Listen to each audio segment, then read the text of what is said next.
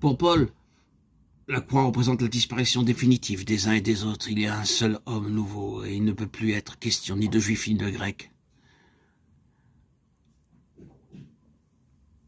Pour qu'il y ait une réalisation de cette chose céleste, il faut que soit brisé le système terrestre, le judaïsme qui n'est que provisoire. Nous avons la révélation nouvelle de la nature céleste et du caractère universel de cette Église qui est son corps. La croix représente la disparition de tout exclusivisme. Si l'on veut aller avec Dieu, il faut s'affranchir des hommes, de leur autorité. Mais si ce sont des piliers dans l'Église, Galates 2, 5, 6, se dire résolument « Je refuse de perdre quoi que ce soit de la plénitude de Christ sous prétexte de soi-disant égard que je dois à mes frères. » La position de Paul est une position d'indépendance absolue vis-à-vis de l'ordre établi, de toutes les formes d'influence et d'autorité qui compromettent ou restreignent la plénitude de Christ. Il se sépare volontairement de tout ce qui jouit de la considération des hommes. Du reste, après y avoir fait allusion, Galates 2, 6, 1, il précise « Dieu ne fait point exception de personne ». Ce qui veut clairement dire, parce que cela jouisse d'une certaine considération de la part des hommes, il ne s'ensuit pas qu'ils possèdent au même titre la considération de Dieu.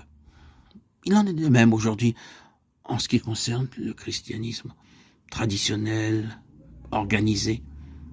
C'est l'ordre établi et on peut en dire beaucoup de bien.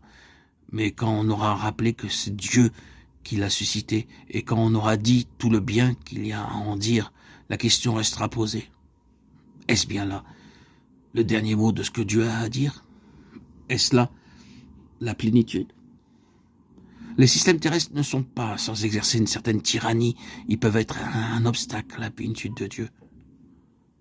Paul rencontrait cela chez les autres apôtres. Quand il voulait mettre en lumière la vraie nature de l'Église qui est son corps, il se heurtait à l'incompréhension des cercles apostoliques. Sans diminuer la valeur des autres apôtres, nous reconnaissons qu'ils ont posé les fondations. Apocalypse 21, 14. Mais Paul est le sage architecte dont le ministère concerne davantage la superstructure de la maison de Dieu. Car c'est par lui que nous savons de l'Église qu'elle est un organisme universel, céleste et spirituel. Notre but doit être la plénitude de Christ. Si c'est elle que nous voulons et si nous la voulons de tout notre cœur, Dieu nous montrera bien où elle se trouve. Tout ce qu'il demande de nous, c'est que nous soyons prêts à entrer pratiquement dans toute sa pensée. Paul paya un grand prix pour en arriver là. Les apôtres ne pouvaient pas le suivre sur ce chemin et il fut presque seul jusqu'au bout. Mais c'est une grande chose d'être seul quand on est dans la plénitude de Dieu.